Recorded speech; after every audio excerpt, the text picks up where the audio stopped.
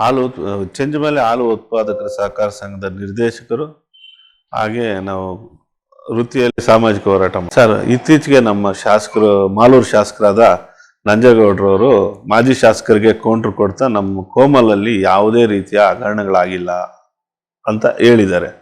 ಆ ವಿಷಯವಾಗಿ ನಾನು ಬಂದಿದ್ದೆ ಸರ್. ನೇಮಕಾತಿ ಹಗರಣ ಭಾಳ ದೊಡ್ಡದು. ಈಗಾಗಲೇ ನಾನು ಮೆಗಾ ಡೇರಿದು 185 ಕೋಟಿ ಹೆಚ್ಚುವರಿ ಉಪಸಮಿತಿಗಳು ಮಾಡಿಕೊಂಡು ದುಂದುವೆಚ್ಚ ಮಾಡಿದ್ರಲ್ಲ, ಆ ವಿಚಾರವಾಗಿ ಮಾನ್ಯ ನ್ಯಾಯಾಲಯದಲ್ಲಿದೆ. ಅದು ಸಾರ್ವಜನಿಕ ಹಿತಾಸಕ್ತಿ ಅರ್ಜಿ ಆಗಿದೆ. ತದನಂತರ ಈಗ ನೇಮಕಾತಿ ಹಗರಣವನ್ನು ನಾನೇ ಅತಿ ಹೆಚ್ಚು ಬಯಲಿಗೆ ಎಳೆದಿದ್ದು. ಆ ವಿಷಯದಲ್ಲಿ ನೇಮಕಾತಿ ಹಗರಣದಲ್ಲಿ ಮಾನ್ಯ ಜಾರಿ ನಿರ್ದೇಶನಾಲಯ ತನಿಖೆ ಮಾಡಿ ಇದು ಪ್ರೂವ್ ಆಗಿದೆ ಅಕ್ರಮ ನೇಮಕಾತಿ ಅಂತ. 320 ಅಭ್ಯರ್ಥಿಗಳಿಂದ ಇದು ಅಪ್ಲಿಕೇಶನ್ ಪಡೆದು 320 ಜನರಲ್ಲಿ ಅರ್ಹತೆ ಇರೋರಿಗೆ ಕೊಡದೆ ಇವ್ರಿಗೆ ಯಾರು ಹಣ ಕೊಟ್ಟಿದ್ರು ಅವ್ರಿಗೆ 75 ಜನಕ್ಕೆ ಆಯ್ಕೆ ಆಗಿದೆ. ಅವ್ರನ್ನ ರದ್ದುಗೊಳಿಸ್ಬೇಕು, ಹಾಗೆ ಯಾರು ಅರ್ಹತೆ ಇರ್ತಾರೋ ಅವ್ರು ಕೊಡಬೇಕು ಅನ್ನೋ ಹೋರಾಟದಲ್ಲಿ ನಾನು ಸದಾ ಈಗಲೂ ಕೂಡ ಹೋರಾಟ ಮಾಡ್ತೇವೆ. ಇದು ಮಾನ್ಯ ಮುಖ್ಯಮಂತ್ರಿಗಳ ಹತ್ರ ಮೇಯ್ನು ನಮ್ಮ ಗೋಪಾಲ್ ಮೂರ್ತಿ ಇದ್ದಾರಲ್ಲ, MD, ಈಗ ವ್ಯವಸ್ಥಾಪಕ ಅಡ್ಮಿನ್ ಇದ್ದಾರೆ ನಾಗೇಶ್ ಅನ್ನೋರು, ಅವರಿಬ್ಬರು ಕೂಡ ನೇರ ಭಾಗಿಯಾಗಿದ್ದಾರೆ ಅಂತಲೇ ಪ್ರೂವ್ ಆಗಿದೆ ಸರ್. ಜಾರಿ ನಿರ್ದೇಶನದಿಂದ ಭ್ರಷ್ಟಾಚಾರ ಆಗಿರೋದಕ್ಕೋಸ್ಕರ ಲೋಕಾಯುಕ್ತ ಕೊಡ್ತಾರೆ. ಲೋಕಾಯುಕ್ತದವರು 17A ಪ್ರಕಾರ ಅನುಮತಿ ಕೇಳಿದ್ರೆ ಸರ್ಕಾರದ JRCS ಮತ್ತು ಕೋಮಲ್ KMF ಅಧಿಕಾರಿಗಳವರು KMF ಅವರು ಅನುಮತಿ ಕೊಡ್ತಾ ಇಲ್ಲ ಸರ್. ಈ ವಿಚಾರವಾಗಿ ಮಾನ್ಯ ಮುಖ್ಯಮಂತ್ರಿಗಳಿಗೆ ಈ ದೊಡ್ಡ ಹಗರಣ, ಬಡ ವಿದ್ಯಾರ್ಥಿಗಳು, ವಿದ್ಯಾವಂತ ವಿದ್ಯಾರ್ಥಿಗಳು ಪರೀಕ್ಷೆ ಬರೆದು ಅವರಿಗೆ ಅರ್ಹತೆ ಇಲ್ಲದೆ ಇದ್ರೂ ಕೂಡ ಅರ್ಹತೆ ಇಲ್ದವ್ರಿಗೆ ಹಣ ಕೊಟ್ಟವ್ರಿಗೆ ಉದ್ಯೋಗ ಕೊಟ್ಟಿದ್ದಾರಲ್ಲ ಸರ್, ಅವ್ರದ್ದು ಫಸ್ಟ್ ರದ್ದಾಗಬೇಕು.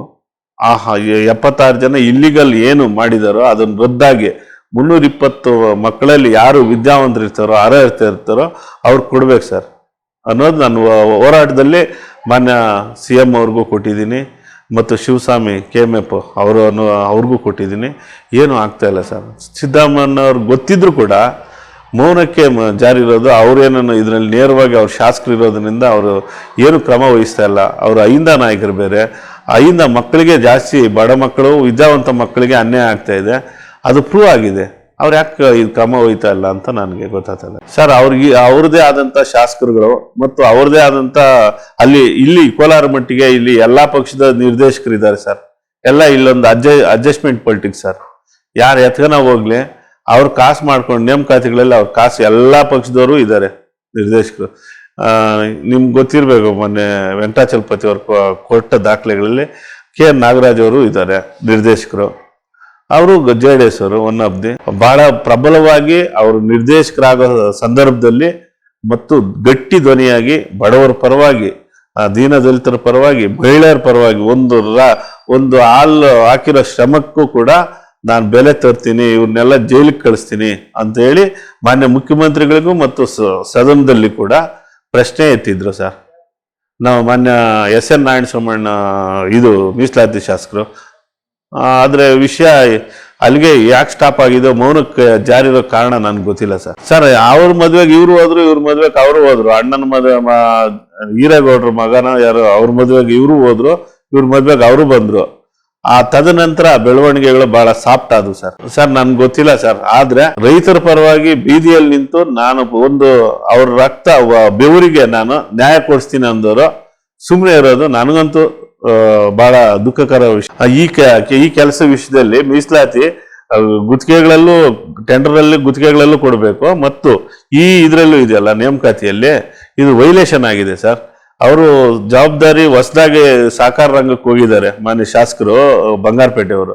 ಅವರು ಬಹಳ ಪ್ರಬಲವಾಗಿ ಧ್ವನಿ ಎತ್ತಿರೆ ಮತ್ತು ಇನ್ನಷ್ಟು ಕಠಿಣವಾಗಿ ಧ್ವನಿ ಎತ್ತಿರೆ ಬಹಳ ಅನುಕೂಲ. ಆದರೆ ಅಲ್ಲಿ ಒಂಟಿ ಮಾಡ್ತಾರೆ ಈ ಕೋಆಪರೇಟಿವ್ಗಳಲ್ಲಿ. ಏನಂದ್ರೆ ಇವರು ಗೊತ್ತಲ್ಲ ಸರ್, ಎಲ್ಲ ಪಕ್ಷದವರು ಒಂದೇ, ಆ ಒಂಟಿ ಧ್ವನಿಗೆ ಸ್ವಲ್ಪ ಇರಲ್ಲ. ಆದರೆ ನನಗೆ SN ನಾರಾಯಣಸ್ವಾಮಿ ಅವ್ರ ಮೇಲೆ ಮತ್ತು ಹೊಸ ನಿರ್ದೇಶಕರ ಮೇಲೆ ಏಕ್ ಬೇಜಾರಂದರೆ 17A ಗೀತಾ ಅನ್ನೋ ಕಂಪ್ಯೂಟರ್ ಆಪರೇಟರ್ಗೆ ಮಾನ್ಯ ಲೋಕಾಯುಕ್ತ ಸಂಸ್ಥೆ 3 ಬಾರಿ ಪತ್ರ ಬರೀತಾರೆ, ಇವ್ರಿಗೆ ಅನುಮತಿ ಕೊಡಿ, ನಾವು ಇಲಾಖೆ ತನಿಖೆ ಮಾಡಬೇಕು ಅಂತ. ಈಗ ಹೊಸ ನಿರ್ದೇಶಕರು ಮತ್ತು ನಾರಾಯಣಸ್ವಾಮಿ ಅವರು ಇರೋ ಸಭೆಯಲ್ಲಿ ಅವ್ರಿಗೆ ಅನುಮತಿ ಸರ್ವಾನುಮತದಿಂದ ಈ ಅನುಮತಿ ನಿರಾಕರಿಸಲಾಗಿದೆ. ಸಮಕ್ಷಮ ಪ್ರಾಧಿಕಾರ ಅನುಮತಿ ಕೊಟ್ಟರೆ ಎನ್ಕ್ವೈರಿ ಮಾಡೋದು. ಇಲ್ಲಿ ಆಪಾದಿತರನ್ನು ಅಲ್ಲಿ ಇಟ್ಕೊಂಡು ಇವರು ಅದಕ್ಕೂ ಸೈನ್ಗಳಾಗ್ತಾರೆ ಅಂದರೆ ಏನು ಸರ್ ಅರ್ಥ? ಅವ್ರನ್ನ ಎನ್ಕ್ವೈರಿಗೆ ಬಿಡಿ, ಹಗರಣ ನಡೆದಿದೆಯೋ ನಡೆದಿಲ್ಲ, ಒಬ್ಬ ಎನ್ಕ್ವೈರಿ ಆಗ್ತಾ ಇದ್ರೆ ಗೊತ್ತಾಗಲ್ಲ ಸರ್. ನಮ್ಮ ಮುಂದಿನ ನಡೆ ಈ ರಾಜ್ಯ ಸರ್ಕಾರದ ಮುಖ್ಯಮಂತ್ರಿಗಳಾದಿಯಾಗಿ ಮಕ್ಕಳ ಪರವಾಗಿ ನೇಮಕಾತಿ ಅಕ್ರಮ ಅಂತ ನಿರೂಪಿತ ಆಗಿದ್ದು ಕೂಡ ಮೌನಕ್ಕೆ ಜಾರಿ ಇರೋದು, ಅವ್ರಿಗೆ ಈ ಮುಖ್ಯಮಂತ್ರಿಗಳು ಕೂಡ ಬೆಂಬಲ ಕೊಡ್ತಾ ಇರೋದು ನನಗಂತೂ ಶೋಭೆ ಇಲ್ಲ. ಅದಕ್ಕೋಸ್ಕರ CBI ತನಿಖೆಗೆ ಆಗಬೇಕು ಮತ್ತು ಜಾರಿ ನಿರ್ದೇಶನಾಲಯ ಅವರು ಕರ್ನಾಟಕ ಸರ್ಕಾರಕ್ಕೆ ಲೋಕಾಯುಕ್ತಕ್ಕೆ ಏನು ಮಾಡಿದಾರೋ, ಅಟ್ಯಾಚ್ಮೆಂಟ್ ಏನು ಮಾಡ್ಕೊಂಡಿದ್ದಾರೋ ಇನ್ನಷ್ಟು ಸೀರಿಯಸ್ ಆಗಿ ಇದಾದರೆ ಭಾಳ ಅನುಕೂಲ ಸರ್.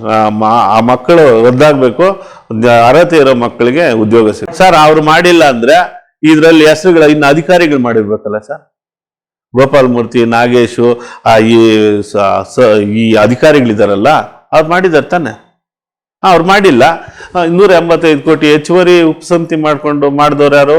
ಈ ನೇಮಕಾತಿ ಹಗರಣದಲ್ಲಿ ಗೋಪಾಲ್ ಮೂರ್ತಿ, ನಾಗೇಶ್ ಇವರೆಲ್ಲ ಮಾಡಿದ್ದಾರೆ ಸರ್. ಹಂಗಾದ್ರೆ ಇವರೇ ತಾನೇ ಮಾಡಿರ್ಬೇಕು. ಅವ್ರು ಮಾಡಿಲ್ಲ ಅಂತೇಳಿ ಇವ್ರು ಮಾಡಿದಿರೋದಕ್ಕೆ ದಾಖಲೆಗಳಲ್ಲ ಸರ್.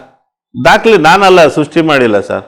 ಜಾರಿ ನಿರ್ದೇಶನಾಲಯ ಭಾರತದ ಕೇಂದ್ರ ಸರ್ಕಾರದ ಅಧೀನದ ಒಂದು ತನಿಖಾ ಸಂಸ್ಥೆ ಮತ್ತು ಮಾನ್ಯ ಲೋಕಾಯುಕ್ತ ಸಂಸ್ಥೆ ನಿರಂತರವಾಗಿ ಪತ್ರ ಮುಖೇನ JR ಇಂದ ಇಬ್ಬರು ಡೈರೆಕ್ಟರ್ಗಳು ಮತ್ತು ಕೆಲವು ಅಧಿಕಾರಿಗಳು ಬರ್ತಾರೆ. ಲಿಂಗರಾಜು ಅವ್ರಿಗೆ ಅನುಮತಿ ಕೊಟ್ಟಿಲ್ಲ. ಸಹಕಾರ ಖಾತೆ ಹೊಂದಿರೋದು ನಮ್ಮ ಮಾನ್ಯ ಮುಖ್ಯಮಂತ್ರಿಗಳು. ಮತ್ತೆ KMF ಇಂದ ನಾಗೇಶು ಮತ್ತು ಗೋಪಾಲ್ ಮೂರ್ತಿ ಕೊಟ್ಟಿಲ್ಲ. ಇವಾಗ ಗೋಪಾಲ್ ಮೂರ್ತಿ ಇನ್ನು 2 ತಿಂಗಳು ರಿಟೈರ್ಡ್ ಆಗ್ಬೇಕು ಸರ್. ಪೂರ್ಣ ಪ್ರಮಾಣದ ಚೆಕ್ ಅವ್ರಿಗೆ ಅಧಿಕಾರ ಕೊಟ್ಬಿಟ್ಟಿದ್ದಾರೆ.